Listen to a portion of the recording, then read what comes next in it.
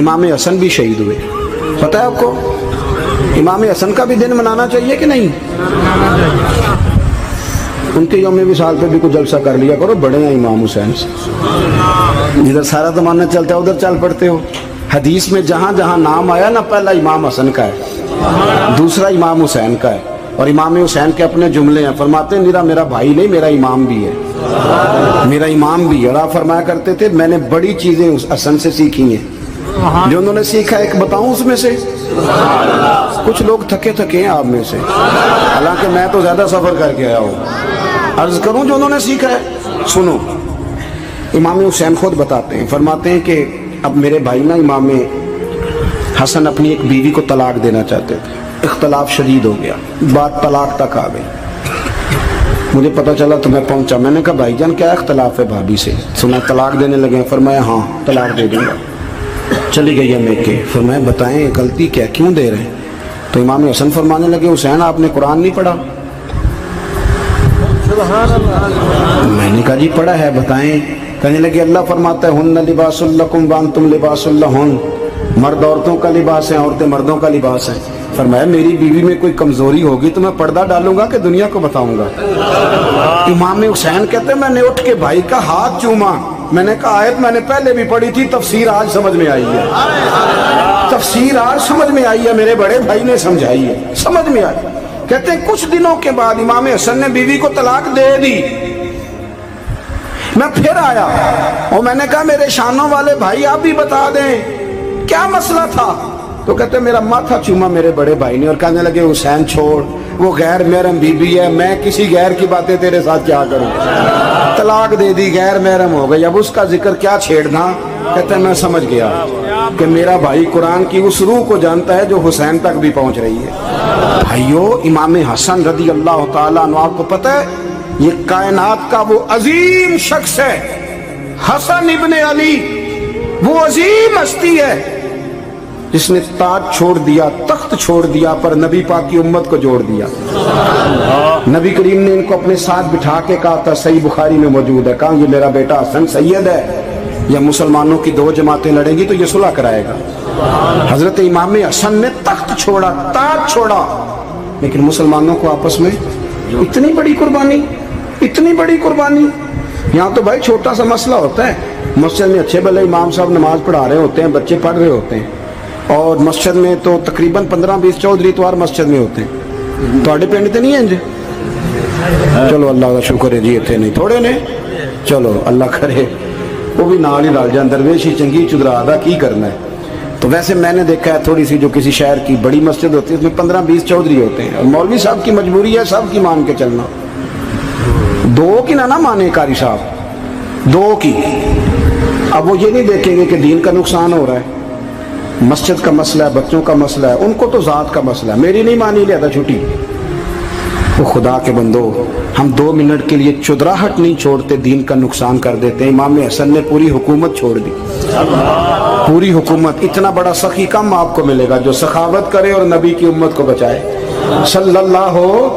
یہ بات بیان نہیں ہوتی، اکثر نہیں ہوتی، شاید پورے کربلا میں آپ نے نہ سنی ہو الا ماشاءاللہ. اس کو سمجھے امام حسن. اور پھر مزے کی بات، امام حسن بھی شہید ہوئے، انہیں زہر دیا گیا، اور جب وہ شدید بیمار ہو گئے نا، زہر اثر کر گیا، تو امام حسین آئے، بڑے پریشان ہوئے، رو پڑے، کہنے لگے بھائی مجھے بتاؤ کس نے زہر دیا.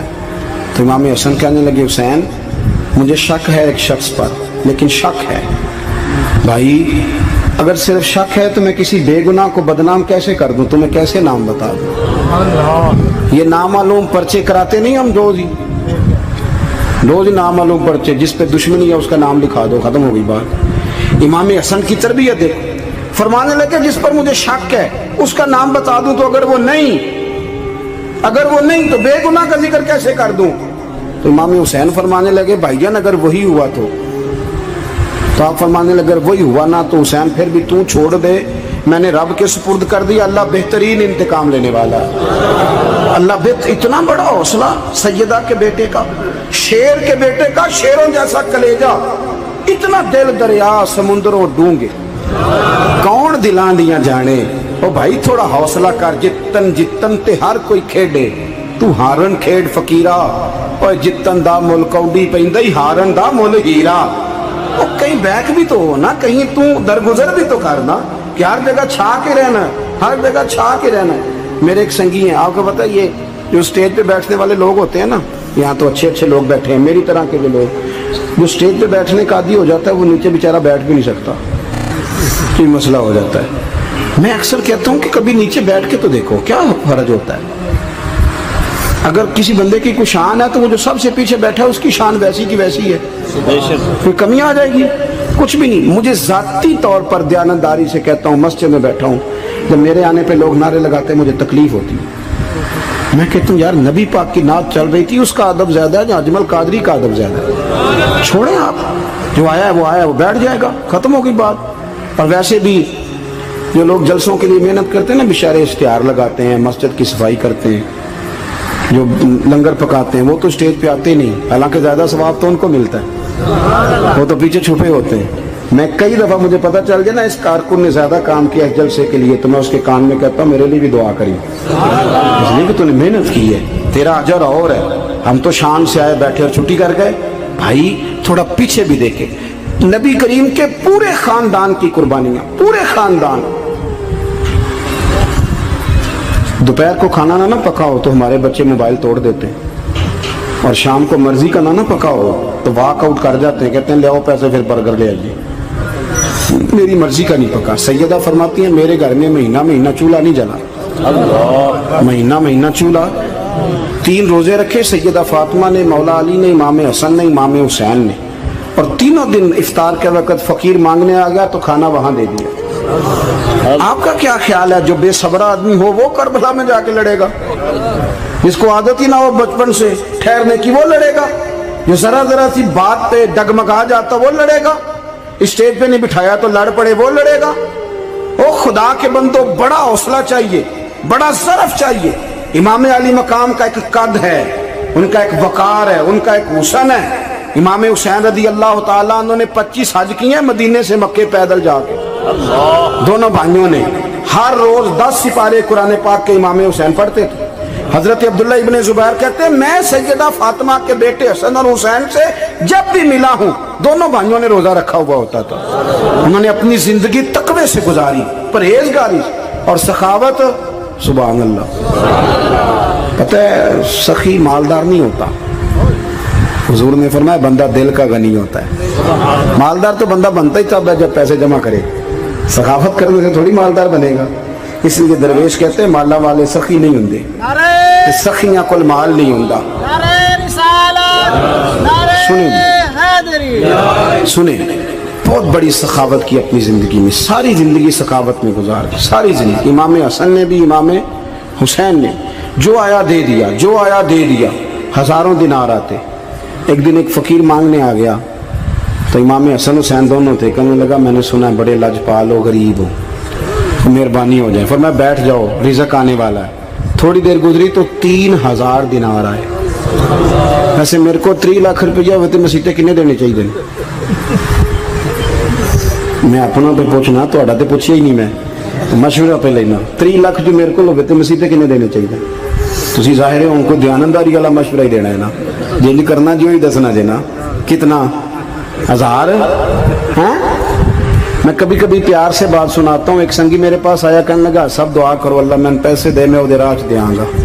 میں کہ یا اللہ نے 10 کروڑ دے, 9.5 کروڑ تیرے راج دے چھڑے گا.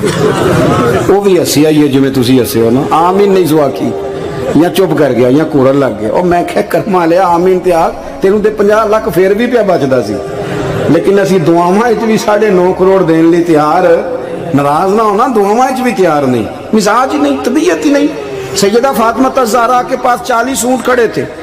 ایک بی بی آئی, وہ کہنے لگی اماں جی یہ جو اونٹ کھڑے ہیں یہ میرے ہیں, اب بتائیں میں اللہ کے رستے میں دوں تو کتنے دوں؟ سیدہ فاطمہ کہنے لگی 1 بکری دے دے. تو کہنے لگی حضور اگر آپ کے پاس 40 ہوتے تو آپ کتنے دیتی؟ سیدہ فرمانے لگی میں سارے کے سارے دے دیتی. تیرے لیے مسئلہ اور ہے, میرے لیے فتویٰ اور ہے, سارے دے دے. 3000 دینار آئے. امام حسن اور حسین کے پاس فقیر بیٹھا ہے. فقیر کہتا ہے میرے دل میں خیال تھا کہ 5-10 دے دیں تو میری موت بن جائے گی, پر مجھے نہیں پتا تھا کہ اتنے سخی گرانے کے پاس آیا ہوں. 5-10 دے دیں تو موت بن گئی.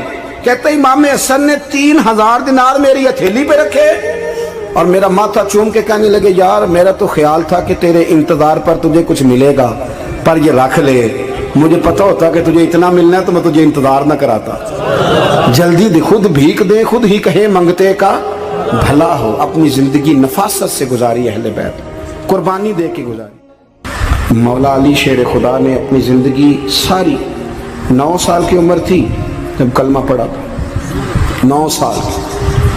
حضور نے سب گھر والوں کی دعوت پکائی اور جب سب لوگ آ گئے سارے خاندان والے، تو فرمایا میں اللہ کا نبی ہوں، کون کون میری مدد کرے گا؟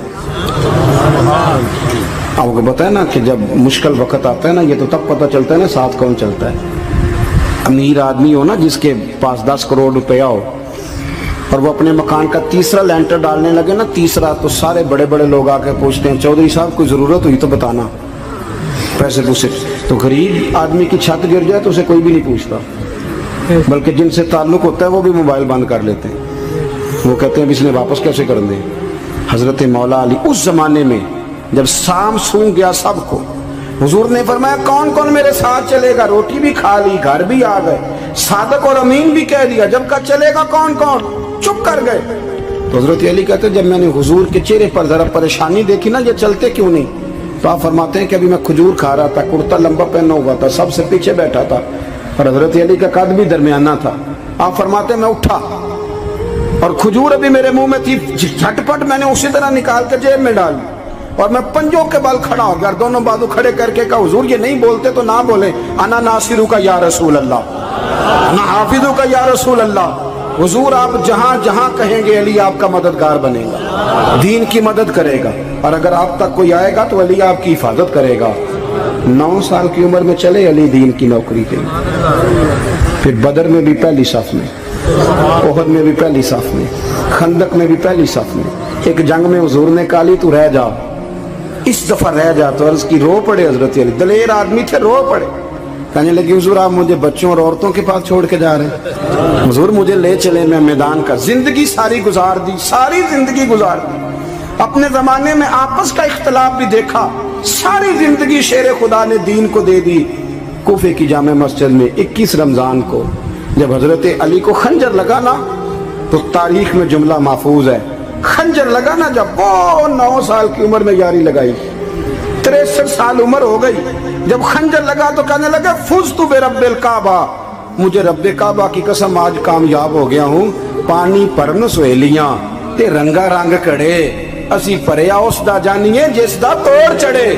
کہا دیکھو بھائی میں آج کامیاب ہو گیا، میں کامیاب ہو گیا، وہ جو میں نے کہا تھا حضور میں ساتھ رہوں گا، تے لے سجنا سا توڑ نبھائی، جان دیتی راہ تیرے، دے دیا ہر چیز دین کو دے دی۔ کون سی پراپرٹی چھوڑ کے گئے پیچھے، کون سا نظام بنا کے گئے؟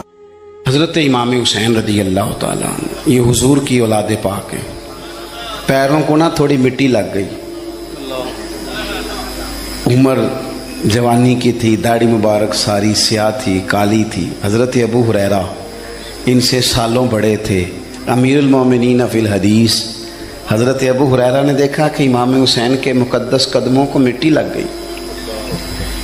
کسی سے بھی کہا جا سکتا تھا ذرا امام صاحب کی توجہ کرانا، یہ ذرا مٹی اتار دینا، لیکن حضرت ابو ہریرہ جھٹ سے اٹھے، اپنی پگڑی کھولی، اس کا پلو لیا اور حضرت امام حسین کے پیروں سے مٹی صاف کرنی شروع کر دی۔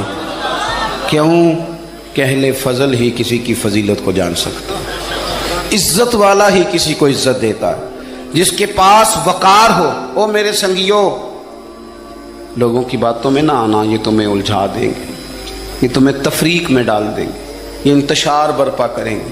یہ وہ حسین جماعت ہے جو حضور کے سامنے بیٹھا کرتی تھی۔ ان سے پیار کرنا، ان سے محبت کرنا۔ آپ کبھی ترمذی کی ایک حدیث پڑھیں تو مر جانے کو جی کرتا ہے۔ حضور نے فرمایا تھا میرے صحابہ کے بارے میں اللہ سے ڈرنا، میرے بعد انہیں اپنی زبانوں کا نشانہ نہ بنانا۔ کاش کوئی ان جملوں کا درد سمجھ سکے۔ فرمایا رب سے ڈرنا، اور کریم فرمانے لگے جس نے ان سے محبت کی میری محبت کی وجہ سے محبت کی، اور جس نے ان سے عداوت رکھی میری وجہ سے رکھی۔ کبھی بھی کسی اور جو حضور کی اولاد ہے صحابہ کرام نے ایک جگہ کچھ نذرانہ جمع کیا اور جمع کر کے کہا کہ حضور کی بارگاہ میں پیش کرنا ہے. اخراجات بہت زیادہ ہیں اور ظاہری وسائل اس ترتیب سے نہیں ہیں. یہ نذرانہ ہر مہینے پیش کرنا ہے. جب وہ لے کے حضور کی بارگاہ میں گئے نا تو اللہ نے قرآن نازل کر دیا. فرمایا محبوب ان سے کہہ دو لا اسألکم علیہ اجرا، میں تبلیغ دین پر تم سے کوئی اجر نہیں مانگتا. الا المودۃ فی القربى، بس میرے قریبیوں سے پیار کرتے رہنا، میرے قریبیوں سے محبت کرنا، پیار کرنا قریبیوں سے. یہ علی المرتضیٰ ہیں، یہ فاطمہ ہیں، یہ ان کا خاندان ہے، یہ ختیجہ ہیں، یہ عائشہ ہیں، یہ میمونہ ہیں، یہ حفصہ ہیں، ان سے پیار کرنا، میرے قریبیوں سے محبت کرنا. ہمارے دلوں میں حضور کی اولاد کا پیار ہونا چاہیے، طبیعتوں میں احترام ہونا چاہیے، ہمارا مزاج، ہمارا دل ان کے لیے دھڑکنا چاہیے، ہمارے لہجے، ہمارے انداز ہمیشہ ان کے حق میں نرم ہونے چاہیے. میں کہہ چکا ہوں سید کا صرف عقیدہ ٹھیک ہونا شرط ہے، باقی آپ تحقیق اور تفتیش میں نہ پڑیں، وہ جانے رب جانے. آپ کوشش فرمائیں ہماری اولادیں، ہم خود اور اہل فضل کا ادب کبھی نہ چھوڑیں. دوسری بات آپ سے یہ عرض کرنی ہے، اس کو اچھی طرح سمجھ لیں کہ قومیں اپنے اسلاف سے بڑی ہوتی ہیں ہمیشہ. بڑا ہم ہوتا ہی وہ ہے جس کا کوئی بڑا ہوتا ہے، جس کا کوئی بڑا نہیں ہوتا وہ کبھی بھی بڑا. یہ کچھ عرصے سے ٹرینڈ چلا ہے، اگرچہ یہ درست نہیں ہے. آپ کسی سنار کی دکان پہ جائیں تو اس نے اپنے پیچھے نا اپنے والد صاحب کی اور دادا کی فوٹو لگائی ہوتی ہے. حکیم کی دکان پہ چلے جائیں، کپڑے والی دکان پہ چلے جائیں تو اس نے پیچھے اپنے دادا کی، والد کی فوٹو لگائی ہوتی ہے. اگرچہ یہ درست نہیں، تصویریں نہیں لگانی چاہیے. تصویریں ان کے کیا، پیروں کی بھی نہیں لگانی چاہیے. جہاں تصویر ہوتی ہے وہاں نماز کیسے پڑھی جائے گی؟ فرشتہ رحمت کا نہیں آئے گا. یہ تو اب ایک ضرورت بن گئی. تو اب ضرورت کیا، اب تو خیر نفسیاتی مسئلہ بن گیا ہمارا. یہ نفسیاتی مسئلہ ہے. یعنی سلام بعد میں فوٹو پہلے، یعنی سیانے سیانے لوگ. اور یہ ہمیں ایسے کھیل تماشے میں لگایا گیا ہے کہ میں ڈھیر سارے لوگوں پر غور کرتا ہوں، پھر ان کے لیے دعا کرتا ہوں کہ یا اللہ ان کی مدد فرما. یعنی اس طرح کی حالت ہے کہ وہ زندہ ہی موبائل کے اندر ہے، ہر چیز ہی. مجھ سے ایک دفعہ ایک صاحب نے پوچھا مولوی آج کل بڑے لڑ رہے ہیں. میں نے کہا وہ 4-5 ہے جن کو آپ ٹی وی موبائل پہ دیکھتے ہیں، آپ میرے ساتھ آئیں، میں آپ کو 20 اور سینکڑوں شیخ الحدیث بتاتا ہوں جو سکون سے بیٹھ کر رسول اللہ کا دین پڑھا رہے ہیں. تو آپ مسئلہ صرف یہ ہے کہ ہم نے کل زندگی وہ سمجھ لیا جو موبائل کے اندر ہے. بہرحال وہ تصویر لگائی ہوتی ہے سنار نے بھی اور حکیم نے بھی اور ڈاکٹر نے بھی اور بہت سارے لوگوں نے کہ جناب اب یہ جو تصویر لگاتے ہیں تو اس کے پیچھے پوری حکمت ہوتی ہے. آپ ان سے پوچھتے ہیں یہ فوٹو کیوں لگائی ہے تو وہ کہتے ہیں ہم یہ بتانا چاہتے ہیں کہ یہ کام آج نہیں ہم نے شروع کیا، ہمارا شجرہ پرانا ہے، ہمارے باپ دادا سارے یہی کام کرتے تھے، ہمارا خاندانی ورثہ ہے. وہ ثابت یہ کرنا چاہتے ہیں کہ ہم پیچھے سے ہمارا ایک سلسلہ آ رہا ہے. ساری دنیا اپنے اکابرین کو، اسلاف کو، بڑوں کو ان کے زور پر بڑا ہونا چاہتی ہے. یہاں کچھ لوگ ایسے آئے ہیں جن کے نزدیک معاذ اللہ صحابہ ہی ٹھیک نہیں تھے، اہل بیت ہی ٹھیک نہیں تھے. آپ اپنی سند کیسے مضبوط کریں گے؟ اگر وہ اولین جو حضور کے سامنے بیٹھتے تھے وہی ٹھیک نہیں تھے تو پھر ان سے ہو کے جو دین آگے آیا اس کو تم کیسے ٹھیک مانو؟ ساری چیزوں کو مشکوک کرنا چاہتے ہیں. ہمارے بزرگوں نے، امام بخاری نے، امام مسلم نے محنت کر کے حدیثیں تلاش کی، اصول بیان کیے کہ یہ حدیث صحیح ہے، متواتر ہے، حسن ہے، ضعیف ہے، کیا ہے، اس کے اصول اور قاعدے بیان کیے. اور جب انہوں نے خود پوری تحقیق کی، آپ تھوڑی سی، آپ مشکل بات نہیں کر رہا، تھوڑی سی آپ غور کریں گے، انہوں نے